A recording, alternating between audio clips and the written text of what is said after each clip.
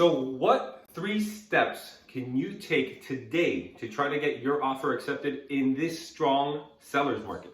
My name's Jose. We haven't met. I'm a realtor here in Miami, and I specialize in an area close to Tropical Park called Olympia Heights. So in today's market, one of the hardest things to do is get your contract accepted, right? I want to offer X amount, and a lot of times people just think offering a certain price and waiving all these contingencies is what's going to get the offer accepted, but you're not protecting the buyer, right? So it's a double-edged sword. You need to decide where your priorities lie. So here's just a couple of ideas that will help you. And the first one I want to talk about is an escalation addendum. So this way you can offer a range. So let's say you want to offer a certain amount because you know that the property really shouldn't be priced that high. However, you don't want to lose the property, so you're willing to pay a little bit more just to beat out other offers. So what you could do is you can set a purchase price and have it escalated to another number if there are competing offers. So the way this would work is there is an addendum that gets added, and the seller would need to provide proof of the other offers that affects or activates the escalation, right? So that way we know that we're working with this. Now, so that's a good one, and you get to choose the amount of increase, right? So let's say $500,000 is what you want to offer, but you're willing to go up to 525, right? So another offer comes in of 510.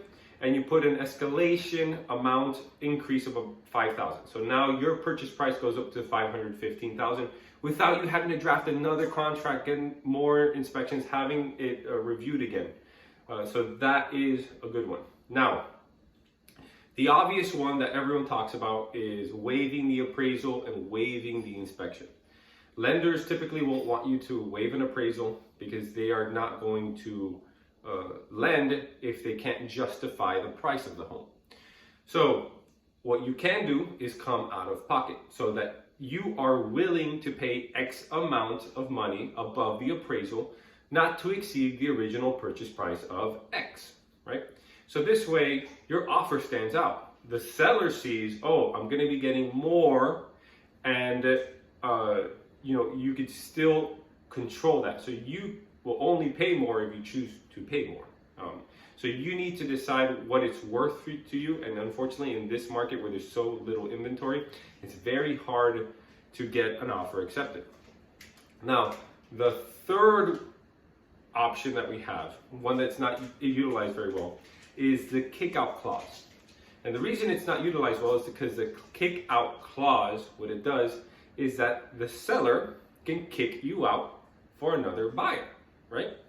Now, if you use this strategically, it could work. So if you find a home that's been on the market for over 100 days, hasn't had much traction, you know it's overpriced, but you start to notice that they need to get some movement, you can utilize this to your advantage. And the way that it'll work is that you put in an offer with the kick-out clause. So if the seller finds a better offer, they can go ahead and kick you out.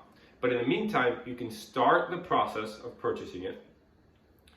And what you do is you add the verbiage, you get an attorney to draft it, that says at this point, the kick-out clause becomes null and void.